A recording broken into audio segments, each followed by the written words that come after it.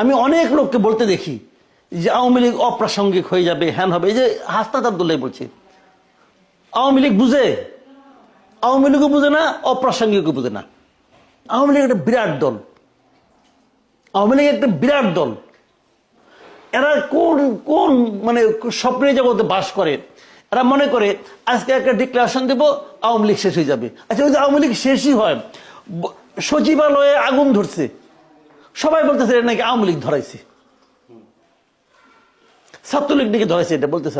আওয়ামী লীগ তো শেষ হয়ে গেছে, ছাত্রলীগ তো শেষ হয়ে গেছে। তাহলে এখনো তো আওয়ামী লীগ তো ভূত হয়ে আপনার ঘাড়ের মধ্যে চাইপা আছে। আওয়ামী লীগের ভূত তো আপনি ঘাট থেকে নামাতে পারছেন না। যে ভূত আপনি ঘাট থেকে নামাতে পারেন না, সেটাকে আপনি নিশ্চিত করে দিবেন কেমনে করে ভাই? সেই দলকে আপনি অপ্রাসঙ্গিক কেমনে করে করবেন? আওয়ামী লীগের প্রসঙ্গ তো আপনার টাইমে আনতেছেন। যে আওয়ামী লীগকে নিশ্চিন্ন করার চেষ্টা করাটাই হবে আত্মঘাতী। এখন যারা বলে বঙ্গবন্ধু অপ্রাসঙ্গিক, আওয়ামী লীগ অপ্রাসঙ্গিক, আমি বলি, আমি ভাবি তারাই রিয়েলি আমাদের স্বাধীনতার বিরোধী ছিল। আপনি যত কিছুই বলেন, আজকাল থেকে মুক্তিযোদ্ধাকে ডিফেম করার একটা চেষ্টা থাকে। আপনি যত কিছুই বলেন, আজকাল থেকে 100 বছর পরে হলো, ইতিহাসটা অনেকটা ওই পুকুরের মতো। এই যে নতুন পুকুর করলে পরে যেমন প্রথমে ঘোলা পানি থাকে, সেই পানিটা থিতে দিয়ে অনেক কিছু সময় লাগে। ইতিহাস এরকম যে 100 বছর পরে যে আপনি বুঝবেন যে রিয়েল ইতিহাসটা কি।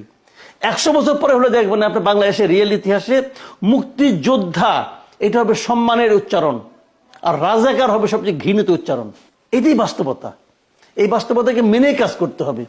যে সমস্ত রাজাকার ওই একদিন স্লোগান দিয়ে বলছিল যে আমরা জয় করে ফেলেছি, জয় হয় না। এই দেশে মানুষের মানে রাজাকার একটা ঘৃণার উচ্চারণ হিসেবে আছে, আগামীতেও থাকবে।